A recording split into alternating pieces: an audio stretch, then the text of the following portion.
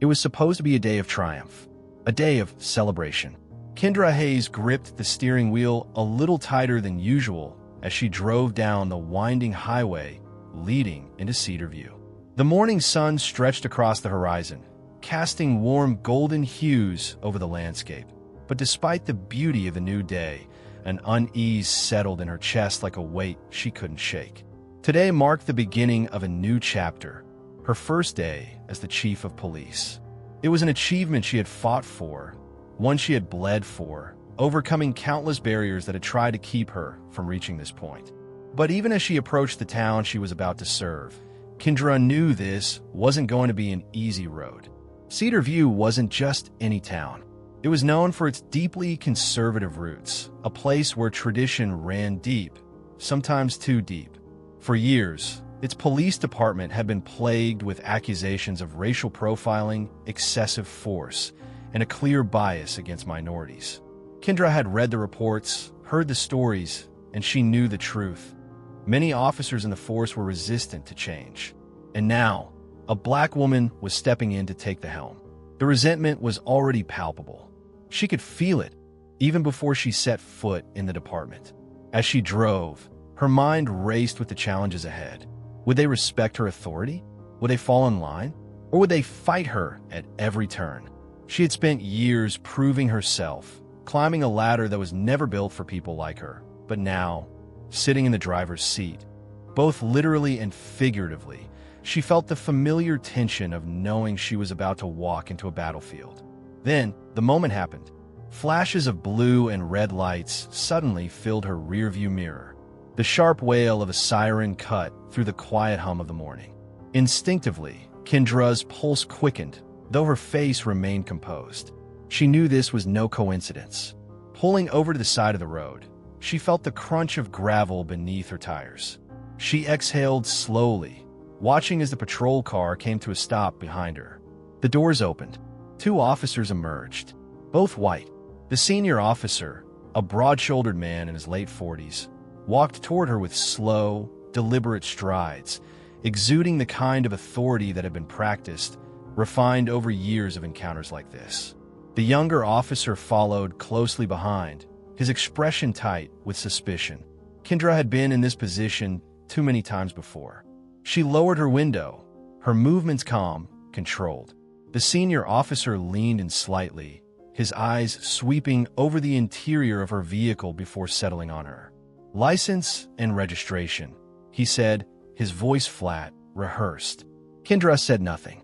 She reached into her glove compartment, retrieving the requested documents, and handed them over in silence. His gaze flickered over her name on the license, but he made no reaction. The younger officer, however, wasn't as restrained. "What brings you out here?"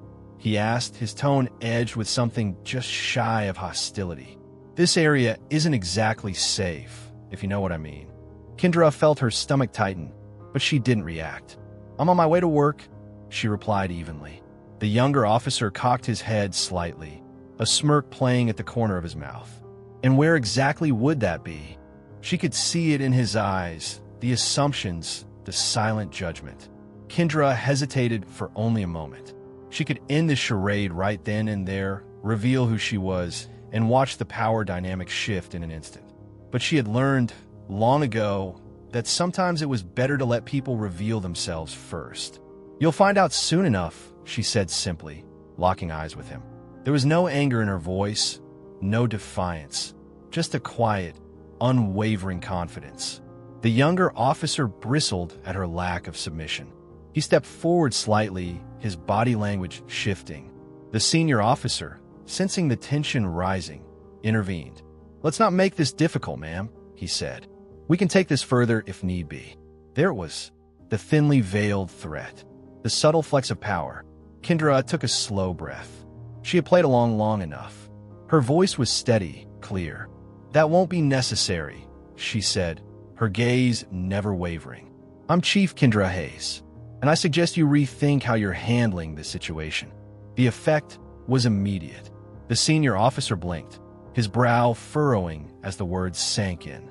The younger officer stiffened, his smirk vanishing as his face paled. You're the chief," the senior officer stammered. Kendra nodded once. Yes. And now, I'd like to know exactly why I was stopped, and why this line of questioning was necessary. Neither officer spoke. The younger one opened his mouth, scrambling for an excuse, but the damage was done. The power had shifted. Kendra could see it in their eyes, the dawning realization that they had just made a very, very big mistake. The morning sun bathed the road in golden light as Kendra Hayes drove towards Cedar View. But despite the picturesque start to the day, tension coiled in her chest like a tightened spring. Today should have been a day of triumph, a moment to step into the position she had worked so hard to achieve. Yet something in the air felt off. She exhaled slowly, rolling her shoulders to shake off the unease. It was probably just nerves, she told herself. A first day in any job carried its own weight, but this wasn't just any job. Then, the flash of blue and red lights exploded in her rearview mirror. The sharp wail of a siren followed, cutting through the peaceful hum of the morning. Kendra's stomach clenched. This wasn't a coincidence. She glanced at her speedometer. She hadn't been speeding. Her car was in perfect condition. There was no reason for this stop, at least none that would hold up under scrutiny. Still, she knew the drill. Slowly, carefully, she pulled over to the side of the road, feeling the crunch of gravel beneath her tires as she came to a stop.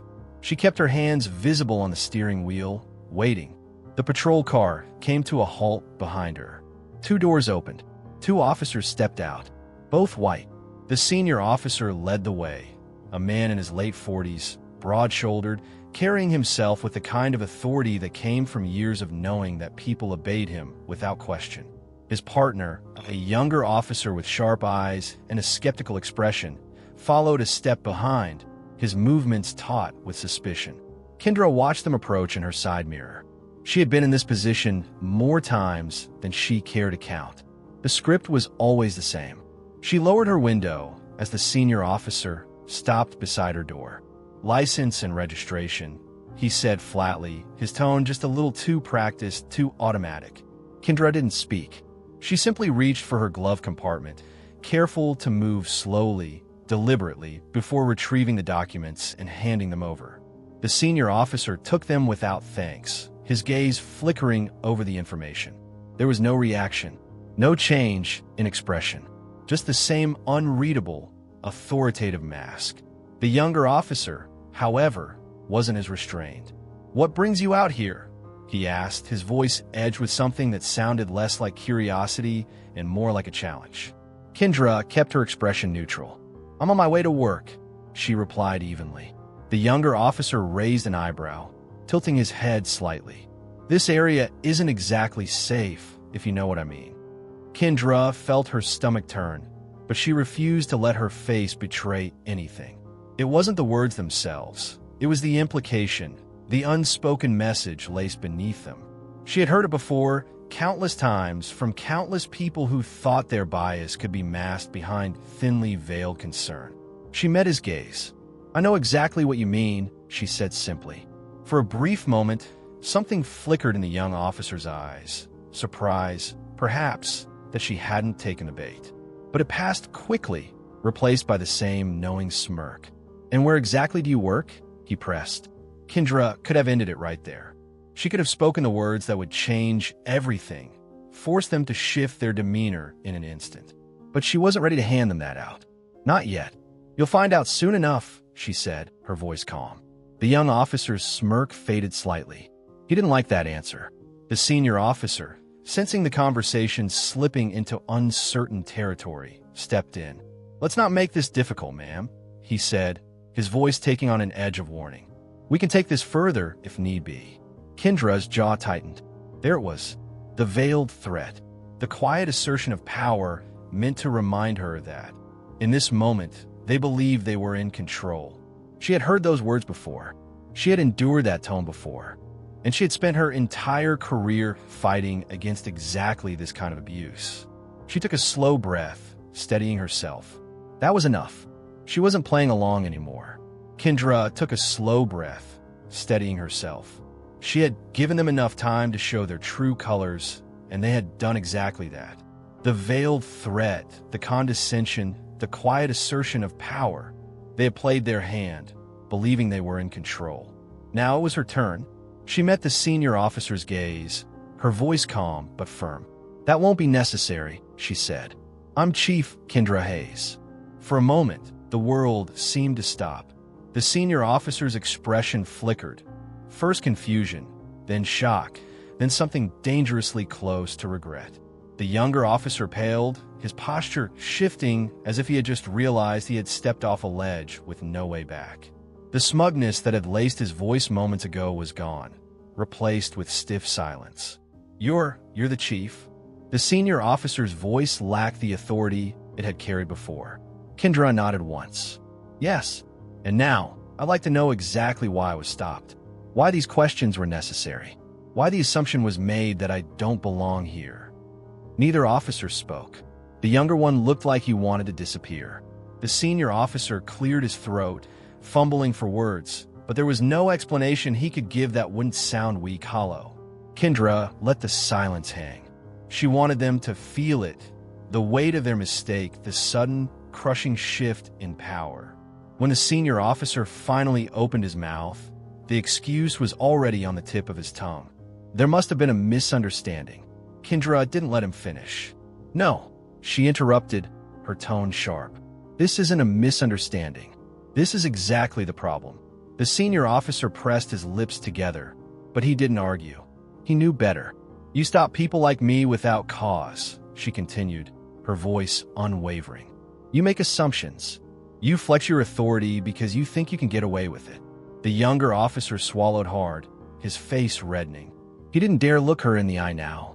Kendra stepped out of her car, standing tall, her presence commanding the space between them. "You'll be reporting to me personally for the next few weeks," she stated. "Every traffic stop you make will be reviewed, and I strongly suggest you think long and hard about how you handle yourself from now on." The senior officer gave a stiff nod, his throat bobbing as he swallowed. We didn't mean any disrespect, Chief," he said, his voice quieter than before. "It won't happen again." Kendra studied him for a long moment. She knew his words were empty. It would happen again. Not with these two, perhaps, but with others. Because this wasn't just about one stop, one moment. It was about an entire system built on the same quiet, insidious assumptions that had led to this very interaction. That was why she was here. She exhaled, stepping back toward her car. "Good," she said simply. Then, without another word, she got in and drove away, leaving them standing there in the dust of their own humiliation. As the road stretched out before her, Kendra allowed herself a moment to breathe. She had won this round, but there were many more battles ahead. The meeting room was silent. The tension in the air was thick, pressing down on the officers seated before her like an invisible weight. Kendra Hayes stood at the front, scanning the faces of the men and women who made up the Cedar View Police Department. Some looked at her with curiosity, others with skepticism, and a few, she could tell, with quiet defiance. She had expected this. Word of her traffic stop had spread quickly. By now, nearly everyone in the department had heard about how two officers had pulled over their new chief without cause, how they had questioned her, spoken to her with the same quiet authority they reserved for people they didn't believe belonged in their town. And then, how the tables had turned. Kendra let the silence stretch for a moment longer before she finally spoke. "I didn't come here to embarrass anyone," she said, her voice even measured. "I didn't come here to make enemies. But I did come here to make one thing very clear. What happened this morning will not happen again." A few officers shifted in their seats. Some looked away. Others held their gaze. "This department has a reputation," Kendra continued, her eyes moving deliberately across the room. "I've read the reports. I've heard the stories. Cedar View PD is known for racial profiling, for excessive force, for treating some citizens as though they are less than others. That is not just perception. That is reality." She let her words settle. Some officers looked uncomfortable now. "Good. Tough conversations are coming," she said. "And I'm not here to sugarcoat them. Every single officer in this department will be held accountable for how they interact with the people of Cedar View. That includes how they speak to them, how they question them, how they decide who looks suspicious and who doesn't." She saw a few narrowed eyes, the shifting of shoulders, but no one dared to interrupt her. "This morning," she said, "I wasn't just pulled over. I was sized up. Assumptions were made. And when I didn't give the answers those officers wanted, they pushed harder. They believed they were in control." She let her gaze land on a few individuals who looked particularly uncomfortable. "And that," she said, her voice steady, "is the problem." A long silence followed. No one spoke. Kendra took a step forward. "If you're here to serve and protect all people, then you have nothing to worry about," she said. "If you wear that badge with integrity, if you treat every citizen with the respect they deserve, then you will find no better ally than me." She let her words hang for a moment before her expression hardened. "But let me be clear," she continued. "I will not tolerate bias. I will not tolerate disrespect. And I will not tolerate anyone in this department who thinks they are above the law." A ripple of unease moved through the room. Some officers glanced at each other, a few shifting uncomfortably in their seats. Others, the ones who had been waiting for change, sat up a little straighter. "This is your chance," Kendra said. "A chance to prove that you are the kind of officers this community deserves. A chance to change the way this department operates. But if you're not willing to do that, if you believe things should stay the same, then understand this. Change is coming, with or without you." She let the weight of her words settle over the room before stepping back. For a moment, no one spoke. Then, a single nod, a quiet murmur of agreement from the back of the room. A few officers exchanged glances, uncertainty etched into their expressions. She knew not all of them would be on her side. Not yet, maybe not ever, but some of them were listening. Some of them understood. That was enough. For now, outside of the station, word was already spreading. The town was talking. Some people celebrated the news. Finally, a chief who wasn't afraid to hold the department accountable. Others felt threatened, uneasy about the change they sensed coming. The media had already caught wind of the story, painting Kendra as a symbol of reform, a force determined to fix what had been broken for so long. Some called her bold. Some called her dangerous. Kendra didn't care what they called her. Driving home that evening, she let out a slow breath. The day had been long, but the real work was just beginning. This wasn't just about one traffic stop. It was about every stop that had come before it. Every citizen who had been judged before they even opened their mouth. Every officer who believed they were untouchable. She knew what she was up against. She knew how deep this ran, but she had fought too hard to turn back now. This was exactly where she needed to be. Power can be a dangerous thing in the wrong hands. It can be used to protect, to serve, to bring justice where it is needed most. But it can also be abused, twisted into something unrecognizable, something that serves not the people, but those who wield it. That is the reality Kendra Hayes has spent her entire career fighting against. She knows what it means to be seen as less than, to be judged before a word is spoken, to have authority questioned simply because it does not fit the mold that others expect. She has lived it. She has endured it. And now, standing at the helm of a department that has long been plagued by bias, she is determined to change it. Because the truth is, no one should be above the law. Not even the one sworn to uphold it. What happened that morning on the side of the road was not unique. It was not an isolated incident. It was a pattern, a symptom of a larger disease that has gone unchecked for far too long. How many times had others been pulled over for no reason other than the color of their skin? How many times had voices gone unheard, complaints dismissed, lives disrupted by the casual misuse of power? This is what Kendra stands against. Her story is not just hers alone. It belongs to every person who has been stopped and questioned because they didn't look like they belonged. Every individual who has been treated as a suspect before they were ever seen as a person. Every community that has lost faith in the very people who were meant to protect them. Change does not come easily. It is fought for. It is resisted. It is met with anger and fear by those who would rather things remain the same. But Kendra is not afraid. She understands the weight of what she carries, the responsibility that rests on her shoulders. She knows that the road ahead will be long, filled with battles that may never be fully won. But she also knows this. She is exactly where she needs to be. And as long as she holds this position, she will use it not to maintain the status quo, but to break it apart. Because justice is not a privilege. It is a right, and she will not stop fighting for it. Power can be a dangerous thing in the wrong hands.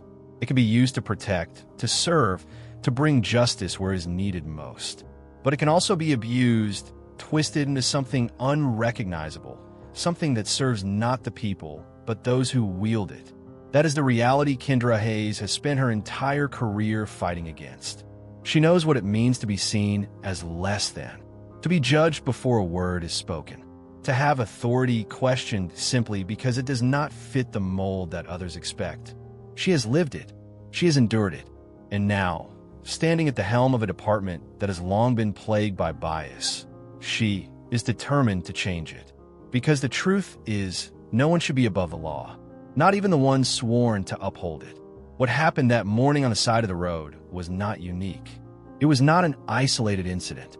It was a pattern, a symptom of a larger disease that has gone unchecked for far too long. How many times had others been pulled over for no reason other than the color of their skin? How many times had voices gone unheard, complaints dismissed, lives disrupted by the casual misuse of power? This is what Kendra stands against. Her story is not just hers alone. It belongs to every person who has been stopped and questioned because they didn't look like they belonged. Every individual who has been treated as a suspect before they were ever seen as a person. Every community that has lost faith in the very people who were meant to protect them. Change does not come easily. It is fought for. It is resisted. It is met with anger and fear by those who would rather things remain the same. But Kendra is not afraid. She understands the weight of what she carries, the responsibility that rests on her shoulders. She knows that the road ahead will be long, filled with battles that may never be fully won. But she also knows this. She's exactly where she needs to be. And as long as she holds this position, she will use it not to maintain the status quo, but to break it apart. Because justice is not a privilege. It is a right, and she will not stop fighting for it. If this story made you think, don't just scroll away. Take action. Like this video to help spread awareness. Share it with your friends and family, because conversations spark change. Comment below and tell us your thoughts. Have you ever witnessed an abuse of power? Let's talk about it. Follow our channel for more powerful real-life stories. And turn on notifications so you never miss an update. Change starts with awareness. Awareness starts with you. Be part of the movement.